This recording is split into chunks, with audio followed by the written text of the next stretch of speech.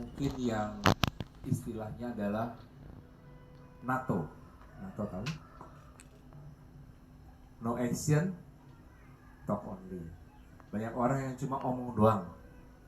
Banyak orang yang cuma pengen dilihat bahwa dia pintar, pengen dilihat bahwa dia hebat, pengen dilihat bahwa dia suci, pengen dilihat bahwa dia itu mampu segala-galanya. Mungkin ada orang-orang yang seperti itu di sekitar hidup kita, baik di gereja, di tempat tinggal kita dan lain, atau tempat bekerja dan lain-lain. Banyak orang yang ingin mengunggulkan dirinya, ingin menganggap dirinya hebat dan tahu segala-galanya.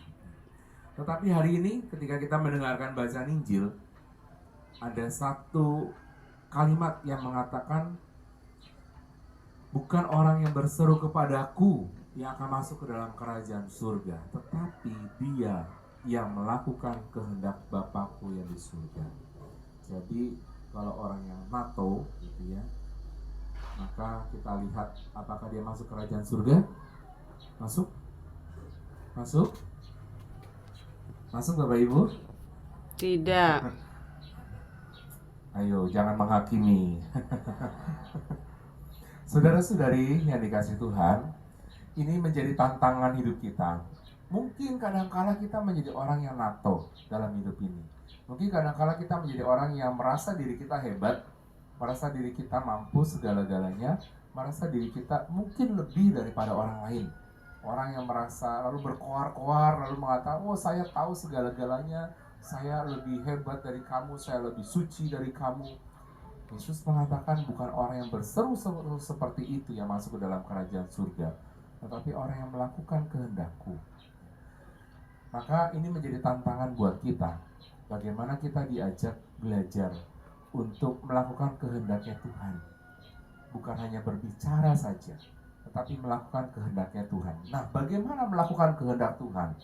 Konkretnya adalah di dalam kalimat-kalimat berikutnya dalam bacaan Injil digambarkan bagaimana orang ketika membangun sebuah rumah. Membangun sebuah rumah harus punya dasar yang kuat. Maka melakukan kehendak yang kuat adalah punya dasar hidup yang kuat, punya kekuatan iman, punya relasi yang kuat dengan Tuhan, punya kebiasaan-kebiasaan bagaimana saya hidup sama dan di dalam Tuhan. Itu adalah melakukan kehendak Tuhan. Tuhan meminta kita bukan cuma berkoar-koar ke sana sini, bukan cuma berbicara ke sana ke sini, mengatakan bahwa saya mampu, saya hebat, padahal semua kehebatan, semua kemampuan, semua talenta, kepintaran dan lain-lain berasal dari Tuhan.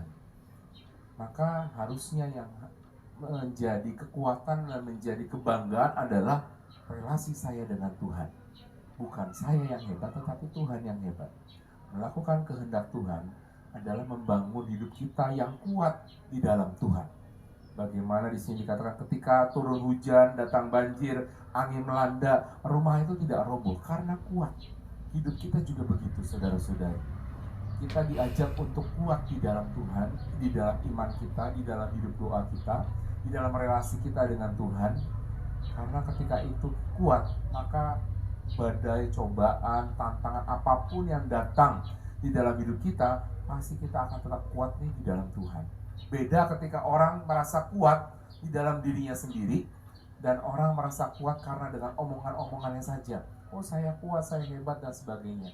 Tetapi tiba-tiba ketika ada tantangan, ada cobaan datang, wah dia mengeluh. Dia mudah protes. Kemana Tuhan? Kan saya mampu. Kemana Tuhan? Kok saya begini? Macam-macam. Karena no action, talk only. Hanya berbicara terus-menerus dalam hidupnya. Maka saudara-saudari, ini menjadi tantangan hidup beriman kita. Bagaimana kita diajak belajar untuk memperkuat hidup kita di dalam Tuhan, iman kita kepada Tuhan. Bukan cuma luarnya saja, tampilannya saja, bukan itu tidak cukup. Tetapi yang lebih penting, lebih utama adalah melakukan kehendak Tuhan dengan apa?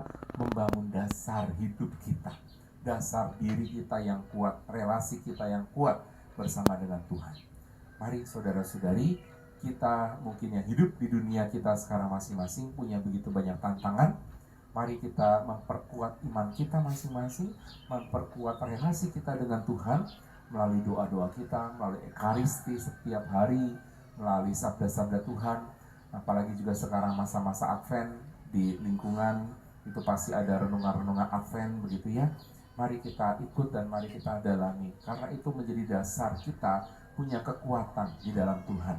Dan itulah melakukan kehendak Tuhan di dalam hidup ini, bukannya sekedar berbicara dan mengunggulkan apa yang kita punya, apa yang kita miliki, kehebatan-kehebatan kita, tetapi justru yang harus diunggulkan adalah kehebatan relasi kita dengan Tuhan, kekuatan relasi kita dengan Allah yang menjadi sumber kekuatan dalam hidup kita. Mari kita persembahkan doa-doa kita, hidup kita, dan seluruh apa yang kita jalani setiap hari. Semoga semuanya terus membuat kita semakin erat relasi kita dengan Tuhan yang kita imani. Tuhan memberkati kita semua. Amin.